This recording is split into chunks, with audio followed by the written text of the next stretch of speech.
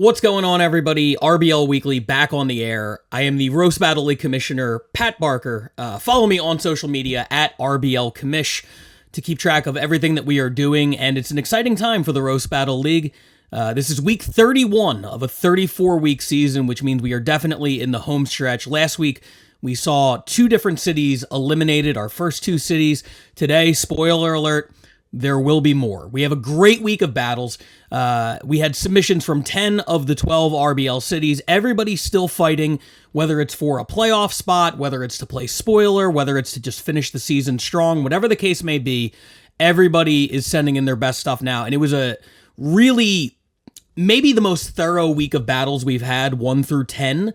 I know we only do the top 5 here, but there were truly no bad ones this week. And there were some, because, you know, we send them out to a few different people. I get a few different opinions. I don't necessarily trust myself to be the be-all and end-all. And there were a couple of dissenting opinions. And I want to send a shout-out real quick, because I did enjoy all the battles this week.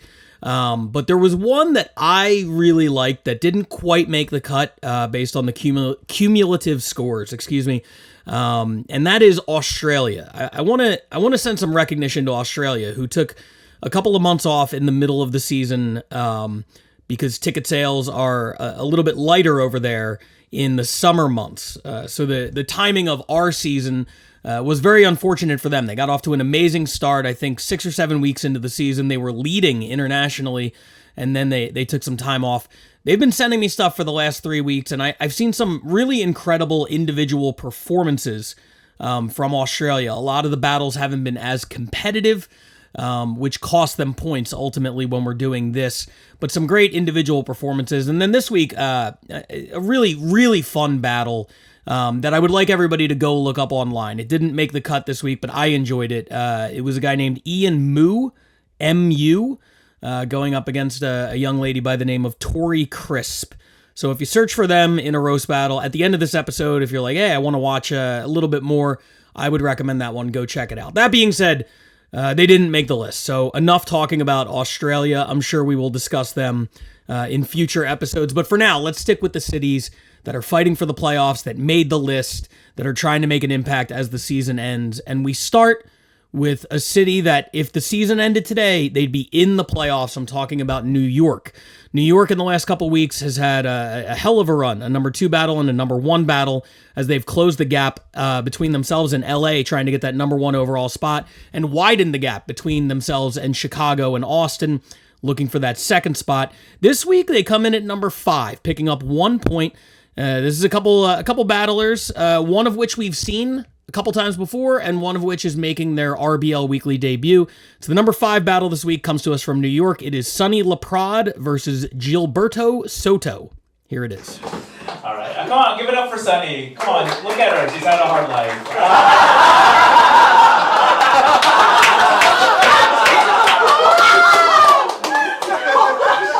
Sonny is not your birth name, but your parents let you keep it because it's the only way they can look at you and say son.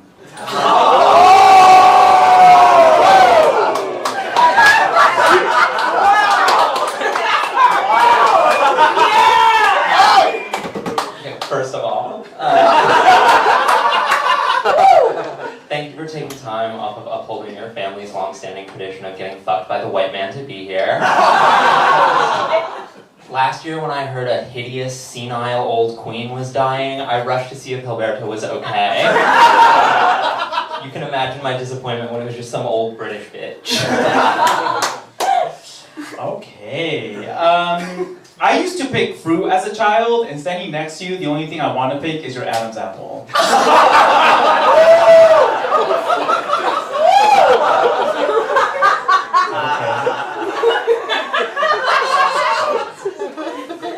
Oh god, Tommy Chong went corporate.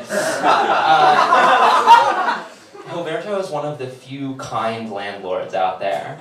Yeah. He let chlamydia live rent-free in his relationship for weeks. Oh god. Okay, what are you, okay.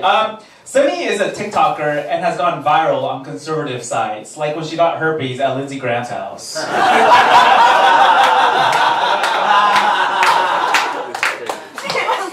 Thank you,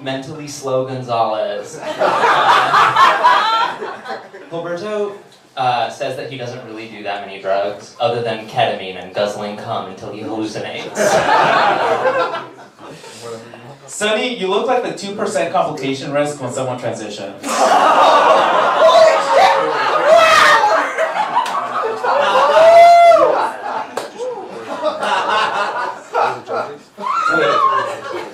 If you're here, who's posting the world's most violently millennial TikToks to an audience of 0? It's 5,562. Okay, who's counting? Tell that to my 250,000 baby. Last joke. Okay. Sunny started doing comedy at the young age of 15. I imagine she was going through puberty, saw herself in the mirror, and then understood what a joke was.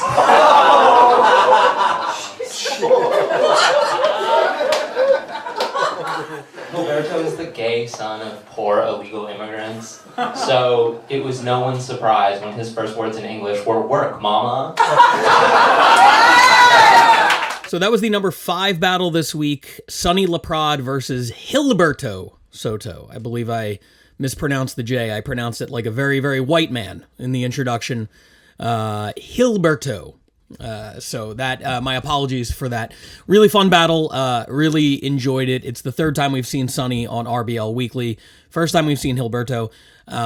There's a conversation at some point. You know, this podcast, weeks ago, we would have a co-host and we would do it in a makeshift studio. Now you can see that is not a luxury that we have. We will soon, but for right now, it's just me. So I don't want to get too much into the breakdowns of the actual battles. We're just going to keep it moving. That being said, there's going to be a conversation at some point that has to be had with everybody where we discuss the phones and reading the jokes off of the phones and everything like that. And how are you utilizing the phones? Is it you're just taking a peek to remember the order, but you're delivering without looking at the phone? Are you not using a phone at all? Are you reading off of the phone as you speak into the microphone? Whatever the case may be, I think that's something that at some point we're going to have to get on the same page about as a league, because it's just so different in every city. That being said, really liked the battle, really enjoyed the writing from both of them. The 2% complication risk in particular was just fucking bananas. So great job for New York. They pick up another point. They move within one point of LA, assuming that LA is not to be seen later on the show. We will find out. But for now, we go to one of the cities chasing New York, and they are about to pick up 2 points and move a little bit closer to the Big Apple. I'm talking about Austin, Texas. Last week, Austin leapfrogged Chicago, moving into the number 3 spot as they try to make a last-second run at a playoff spot. And this is another one that features somebody we've seen a couple times before versus a newcomer to the show. Ryer Cameraman has really burst onto the scene over the last couple of months in RBL with 2 number 1 battles, if my math is correct. She had back-to-back number 1 battles over the course of 2 or 3 weeks. She recently had another one that was a lot of fun. It's the number 4 battle this week, comes to us from the Creek and the Cave. Ryer Cameraman going up against Grant Adcock. Here it is. Hello. First I want to say I think it's fun that we're letting people with Down syndrome into fraternities now. I think that's great. I think that's so fun. Grant, you look like you throw ducks at bread.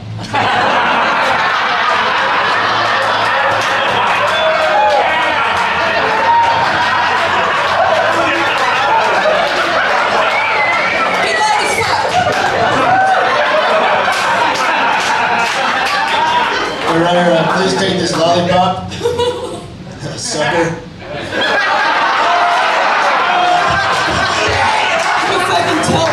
I hate to break this to you, Ryer, but when I was walking in, they were putting a boot on your big wheel.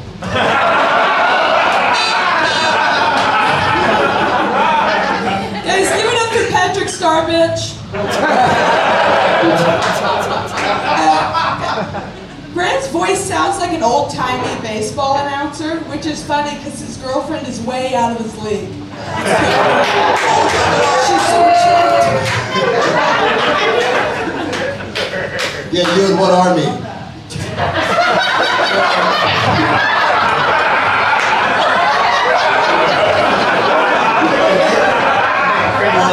Ryer kind of looks like one of Peter Pan's Lost Boys.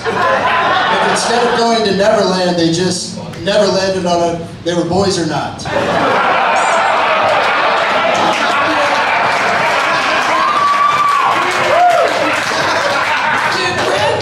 Grant's like Peter Pan because instead of being like never growing up, he just had the mind of a child forever.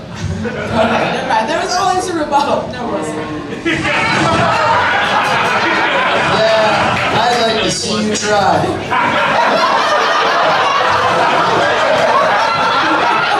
Right, I'm glad you're wearing closed-toed shoes, because you can kick rocks.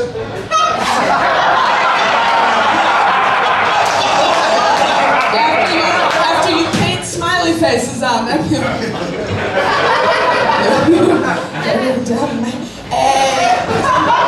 When Grant was 23, he drunkenly fell off a balcony and broke his leg and his skull. The only difference between him and Humpty Dumpty is nobody tried to put Grant back together. He just stays like this. You mean bitch.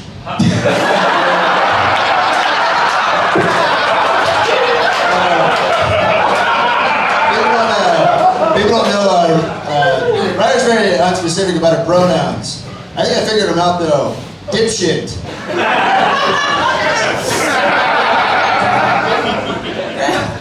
Grant's just mad I'm having sex. Grant, you look like the kind of guy that would peel off the wrapper of the peach crayon and then go, haha, it's naked.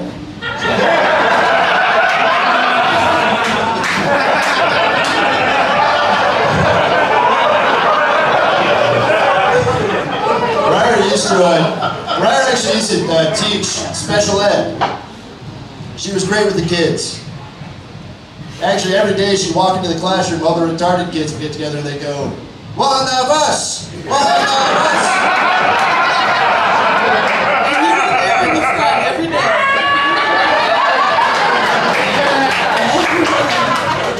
Give it up for Ron wheezing, everybody. You know, Grant is so sweet. A lot of people say that he fell from heaven. I don't know about that. I think he fell from a balcony, though, you dumb bitch. He falls from a balcony. What are you doing? Ryder's last name is Cameraman. All right, if you say so. So that was the number 4 battle this week. Grant Adcock versus Ryer Cameraman, coming to us from Austin. Maybe the most controversial one on the list. There were a lot of dissenting opinions kind of about this battle. This was very much a love-hate kind of thing amongst the people that are on the sort of like ranking committee.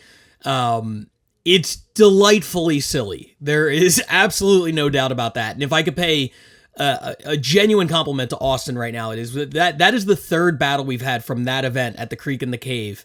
And that is one of the hottest crowds I've ever heard. That crowd is outstanding. It's my first time seeing Grant Adcock here on the podcast. Very like Norm Macdonald kind of vibes, and the silly sort of comebacks. I'd like to see you try, you and what army, was absolutely ridiculous, and it was a big hit. I enjoyed it a lot. For Ryer Cameraman, her 3rd appearance on the podcast, 12 RBL weekly points she has racked up in the last, I believe, 6 weeks or so. That is good for one of the top 10 scorers in the entire league across almost 1,200 battlers. Only 7 or 8 have put up more points than Ryer. She's really helped boost this playoff run for Austin as they move 1 point closer to New York. Now, one of the other cities that has been trying to keep the pace has been Chicago, and this next battle features one of Chicago's best. However, it is not a Chicago battle, and it will not get them any points. This took place right here in Los Angeles this past week, and it features Katie Kincaid, one of the top people from Chicago, one of the frontrunners for MVP on their scene. She came over here. She took on LA's Kiki Anderson in a great battle. It's number 3. And there's no controversy as to whether or not this is an amazing battle. You're going to love it. I was in the room. I judge. I absolutely adored this one, and I think you will too. The controversy is going to come not for this battle in particular, but the rules we kind of landed on this season in terms of who gets the points. If you have 2 battlers, one's from another city, does that city get any points? And what we landed on, just to refresh everybody's memory, if it's in a city and a battler from that city is participating in the battle, the points go to that city. If it's two battlers from different cities battling on a neutral site, for instance, what we do a lot of times at the mothership, then the points are split between the two cities that are battling.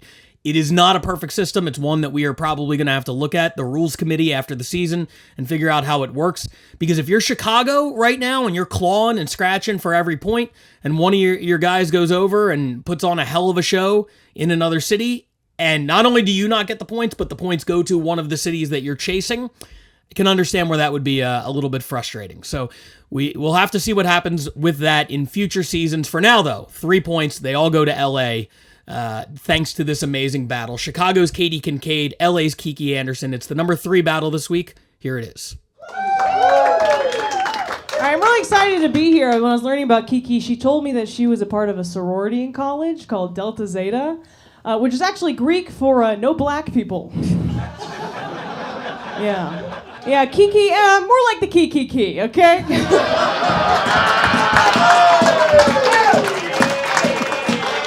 Yeah, that joke was a real slam dunk for the Chicago Bull Dyke.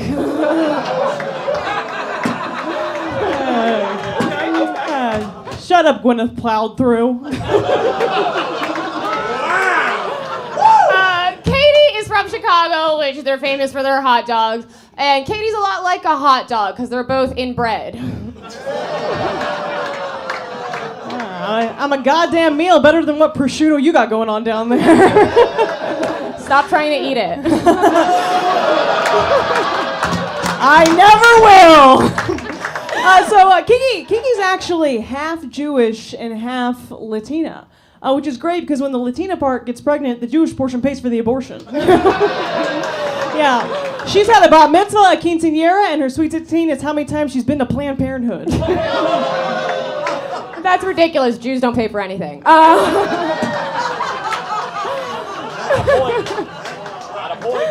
Katie is your typical racist. She hates everything that's black and brown, which is why her hairline sits all the way in the back.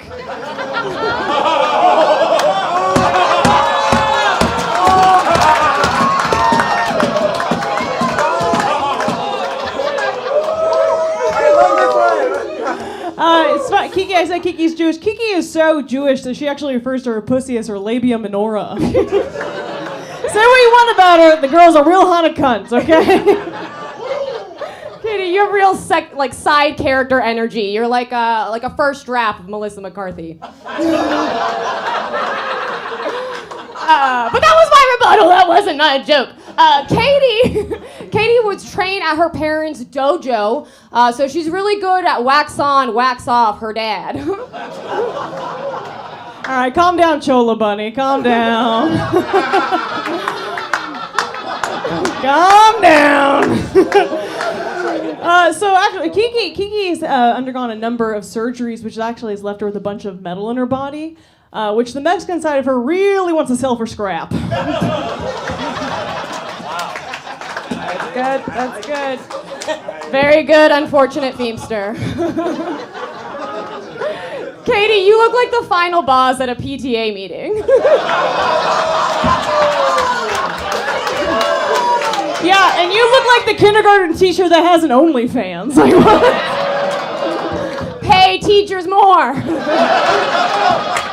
Teachers more. Hey, teach more. Hey, teach more. Yeah, they self-subscribe, okay?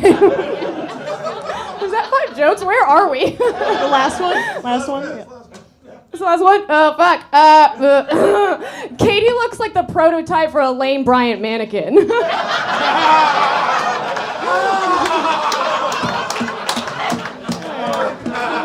You're about to live, laugh, love your way into a tampon commercial. Jesus Christ. Actually, okay, so Kiki, it's funny. Her Latina family has really been pressuring her to get married lately. Which, you know that classic saying, always the bridesmaid, but also the bridesmaid. So there it was, the number 3 battle this week, coming to us from LA. Kiki Anderson, Katie Kincaid. Really just an outstanding battle. I enjoyed some of these jokes so much. The starting it off with the key was unbelievable. The hairline on the back of the bus was Yeah, I mean, it was just, it was nonstop back and forth. I thought both of them absolutely brought it. I think a lot of weeks this would have been a number one battle without question. It's a very strong week, and, sometimes that happens. Sometimes you have the unfortunate circumstances to have a hot battle on a week where there are several other hot battles. But this one, kudos to both of them. They were both outstanding. 3 points going to LA. Katie Kincaid adds 3 points to her resume. She has now put up 16 Roast Battle League weekly points this year, which is good for, I believe, tied for 4th in the entire league. She has had an incredible season. A lot of wins. She just made the list of the top 10 in the league in wins with 16 RBL points. When it comes time to figure out the MVP for Chicago and potentially the whole league, you have to think that her name's going to get thrown around quite a bit. And for Kiki Anderson, really stepping up kind of shorthanded. I mean, this battle was put together on about a week or so's notice with Katie taking a last-second trip out to LA. I thought both of them were absolutely outstanding, and it was a lot of fun. Okay, well, let's keep the countdown moving right now, and we will stay in California. And for all of this this talk about who's going to make the playoffs, who's moving up, who's moving down, the number 2 battle this week comes to us from a city playing spoiler. This is one of my favorite things in sports. You're eliminated from the playoffs. You can't make it. Do you stop playing hard? No. No, you don't. Unless you're Denver. Send me a fucking battle, Denver. But if you're not Denver, if you're the Bay Area, you continue to play hard. And that's what they did this week. They sent in a really outstanding battle that is going to play a little bit of spoiler, steal 4 points away from other cities that could have really used those points, and give them a strong end to the season. This was an interesting battle. Really, really enjoyed this one, but I'm curious to see if you guys have the same first note that I do coming out of it. This was a title match. This is for the Sacramento Championship up in the Bay Area, and it features 2 of my favorites, 2 of the stars of the first season of Roast Battle. Logan Farr, who we've seen on this podcast a bunch before, and a newcomer who I don't think had roasted prior to this year. If we had a Rookie of the Year category, I think she would absolutely be a shoo-in. As it stands, she might have to settle for being in the MVP discussion. I'm talking about Lexi Achinelli. It is Logan Farr versus Lexi Achinelli. It is for the Sacramento Championship. It took place in San Francisco, and it's the number 2 battle this week. Here it is. Give it up for my opponent, Humpty Stumpty. Logan's happy he lost his legs because he always wanted to wear black strap-ons.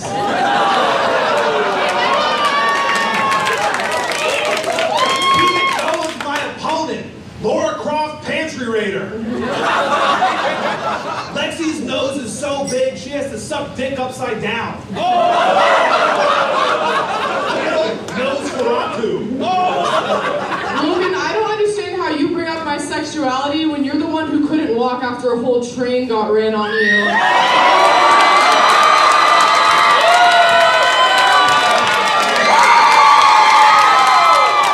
Let's not pretend my is the only lower body that's been obliterated during a train. Thank you, Paralympic athlete. He's going for Adderall, should have been left in a ravine. Logan looks like he gives women self-defense classes after raping them. He only has a problem with the N-word when women tell him no. I know I look like Patrick Starr, but Lexi, after one more sunburn, you're gonna have the body and voice of Patrick Starr. What's your t-shirt size, Logan? Cripple XL?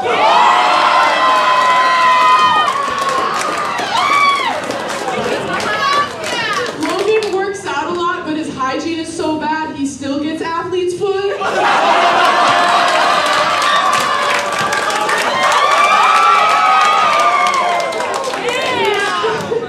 He's from Wisconsin, so it's no wonder women complain his dick smells like cheese.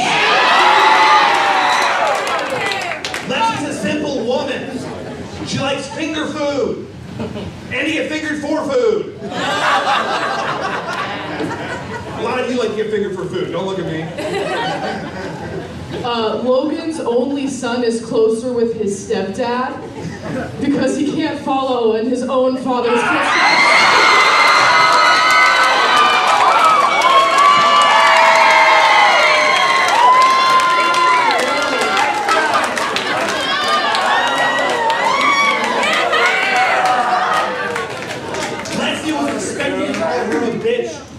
slut tonight. I would never fucking do that. I'm not her father. Logan was actually in the movie Shrek. He played Lord Onlyquans. All right, so that was the number 2 battle this week. Logan Farr defending his title against Lexi Achinelli up at Cobb's Comedy Club in San Francisco. We don't usually get into the winners and losers of the battles on this podcast because, frankly, it doesn't matter. This is about who can produce the best fights. That being said, since it was a title match, I can confirm what you're all suspecting. Lexi is the new Sacramento champion. This was a great battle with some outstanding writing from 2 of my absolute favorites. I do feel like Lexi would have won in front of any audience. I felt like her jokes were a little bit better than Logan's. That being said, holy shit, did that crowd love Lexi. After every joke, I felt like I was at like a One Direction concert. It was absolutely wild. So many fun things to take out of this battle. The fact that Cobb's is the darkest comedy club on earth and everything is black, which makes Logan look like the upper torso of a ghost just kind of floating there. I love that. I love the crowd was absolutely insane. And most importantly, phenomenal jokes, phenomenal writing, really fun. They had a lot of fun up there. That's kind of been a theme of this episode from the people, who know each other really well, like, Grant and Ryer, and of course, Sonny and Hilberto in New York, to people who Katie Kincaid and Kiki Anderson just met moments before their battle. And they really became, it seems like, fast friends. And then, going to this one right here where it's very clear there's a lot of love in the room for Logan versus Lexi. They had a heck of a battle. It's number 2 this week, 4 points to the Bay Area as they try to be a thorn in the side of everybody gunning for that second playoff spot in America. Now for the number 1 battle, we go for the first and only time today abroad. We go international, we go overseas, and we go to Scotland. This is tough news for Tokyo. Tokyo has spent the last couple of weeks climbing back, aiming for that second playoff spot, getting within 2 points of it, and then Scotland sends in an absolute banger. And by the way, for full disclosure, Tokyo sent me a battle I really loved as well. Uriah Collins versus Ruby Rosales I thought was a lot of fun. But man, when the Scottish battles are on, they are on, and this one was outstanding, and it features someone who I think, frankly, deserves to be in the upper echelon of that MVP conversation. I'm talking about Ryan Cullen. Now, this is a guy who runs Roast Battle Scotland. He's the guy in charge of everything, and he steps out and he battles. I think a lot of the people who run the divisions are also battlers, not in every case, but most of them. But nobody has killed it every single time like Ryan has. He has 5 battles now, and I want to be sure that I'm right about this. All 5 of them are RBL ranked. 3 of them now are number 1s. He's only the second battler after Paige Wesley with 3 number 1 battles on the season. All 5 of his fights have been ranked. He is up to 20 total RBL weekly points, which is tied for the most in the world. And he has almost single-handedly carried Scotland to the second playoff spot. You take away 20 points from where they're at, they wouldn't even be sniffing a playoff spot, let alone in control like they are now. More than half of his city's total points have come from Ryan himself. And he delivered another outstanding one. We don't talk about winners and losers, so I'll just throw it out there. His undefeated streak has ended. He was trying to go 5-0 on the season in addition to all the other accolades. He took the loss on this one, but man, is it a phenomenal battle full of great joke writing. Let's not wait any longer. Let's bring it to you right now. Number 1 battle this week for Scotland. It is Ryan Cullen versus Liam Farrelly. Here it is. Me and fucking Ryan here, we've known each other a long time. We actually met when I was 17. Ryan was 30. We didn't be able to make a lot of conversation because of the age gap and the fact Ryan had to stay away from me at all times by 20 feet. Ryan is a very sick man. He's got no immune system. In fact, the only thing he is immune to is 5-star reviews. His disease will actually probably kill him, but do not fear, Ryan. Your spirit will live on in the memory of your victims. Okay, Liam looks like a character from The Breakfast Club if it was set in a special needs school.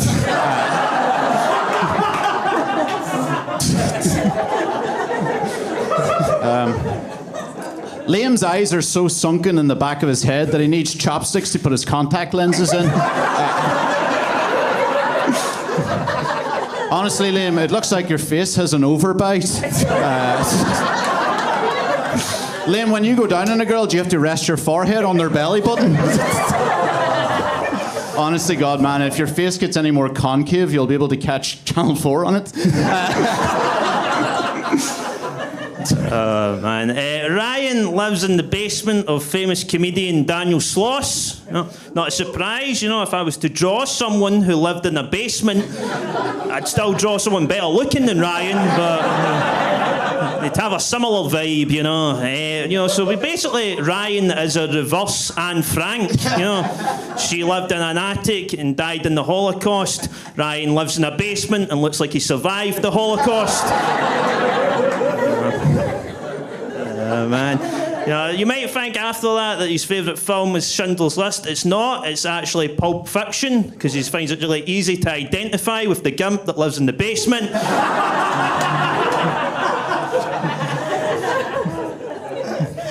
That's excellent. Liam's had a rough childhood. Liam's mother always found it hard to put food on the kitchen table because she's in a wheelchair.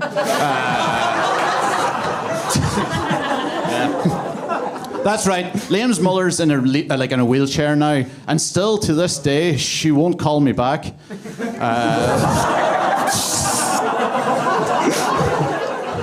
I don't know what about is to do. When Liam talks, he somehow sounds like he's being both slowly inflated and deflated. Liam had to take speech therapy lessons when he was a kid so that he could communicate to the police what his father did to him. Joke's on you, I don't know who my dad is, mate. That's why he left. Ryan actually had to end 2 friendships because the 2 guys turned out to be rapists. I know, and that is one rapist too many for me. That either means you are a rapist or you just look and sound like one. Actually, Gareth is best mates with Ryan, so let's not delve into his personal life, or Ryan will end the night in a rapist hat trick, Ryan has been doing comedy for 10 years, but sadly comedy's not what he's best known for. What he's best known for is killing Harry Potter's parents.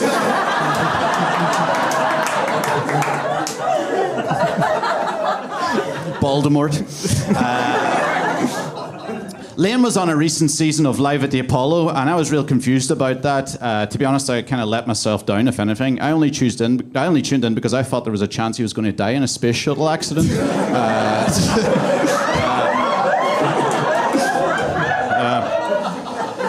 Liam's got dyspraxia. It means he looks up and down when crossing the street.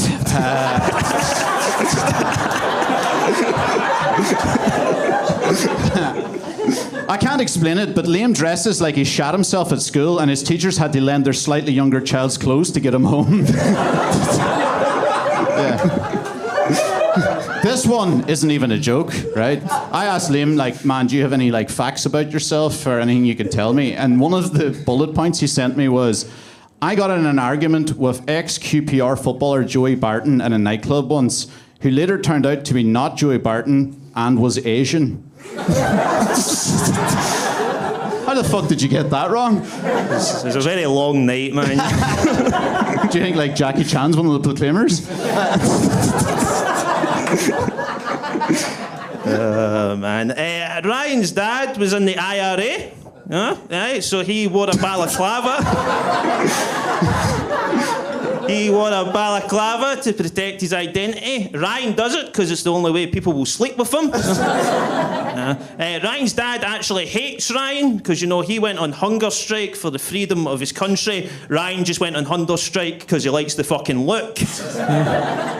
Ryan's actually failed his driving test 3 times. You know, he fails it because of nerves. And I think you'd be nervous too if the whole time you were wondering if this was the car your dad put a bomb under. I love it every time I actually come back to these roast battles. I've always failed another test since. Liam's been held at knife point in his own house with his own knife. What were they trying to steal? Your manhood? Liam Farrelly looks like he wrestles various types of bears in his spare time. You know? You know the ones out in the woods and the ones in gay bars? Liam got a dirty stripper in her 30s pregnant when he was 21 years old, which was a real blow to Liam and his life and all that shit, you know. His mother was also distraught with the whole situation because she didn't want any more kids. Yeah. Seriously though, Liam's actually in a vicious custody battle with an actual stripper. The stripper's set to win the case, so it's looking like Liam's going to have to keep the little cunt. Also, how the fuck is it a 50-50 battle with a stripper in a court case? Fuck me. The judge must be looking at your career going, I think the kid's better off in an underground sex world.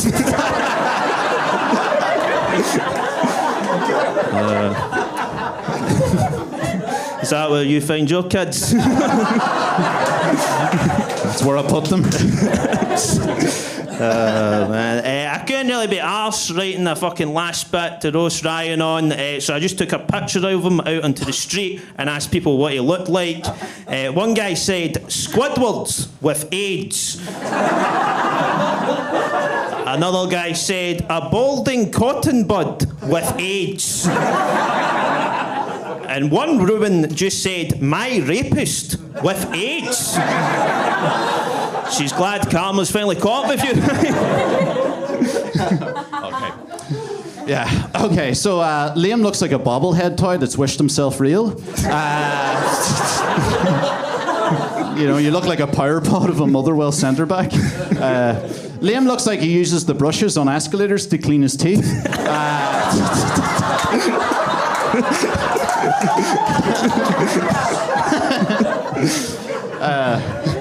Liam recently did a gig in Saudi Arabia.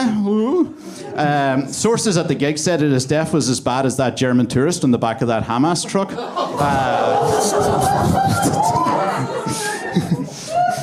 Oh, I'm sorry.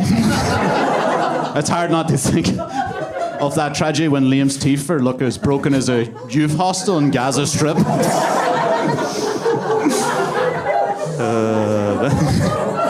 I don't believe in ending on a high. So there it is, the #1 battle of the week. Scotland making a statement as we head towards the playoffs with an absolutely excellent battle.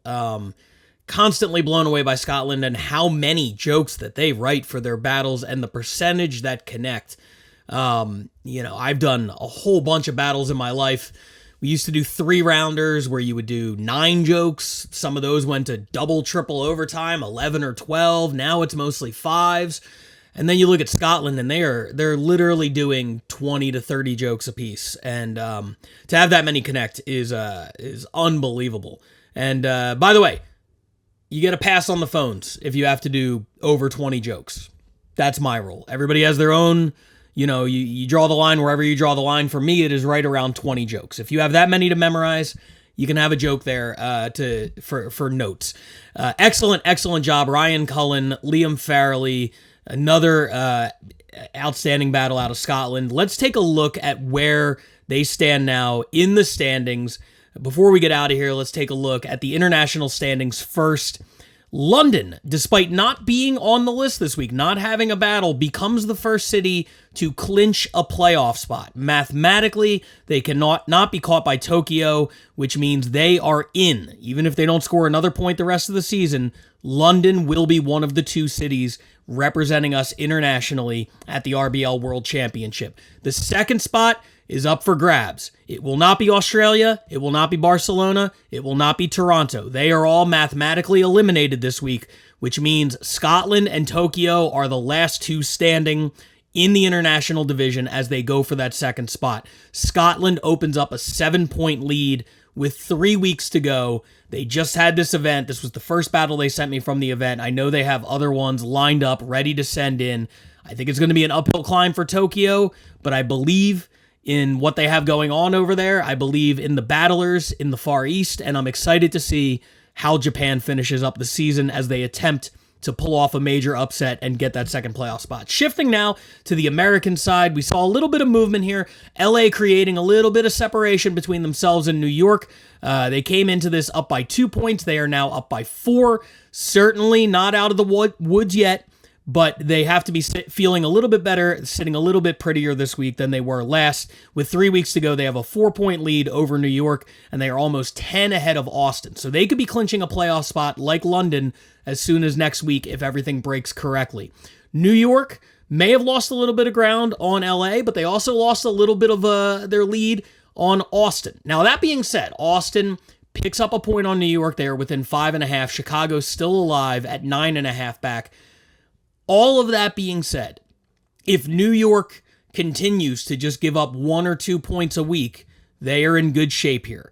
For Austin or perhaps Chicago to overtake them with 3 weeks left in the season, they need 5s. They need number 1 battles. They need 5 points.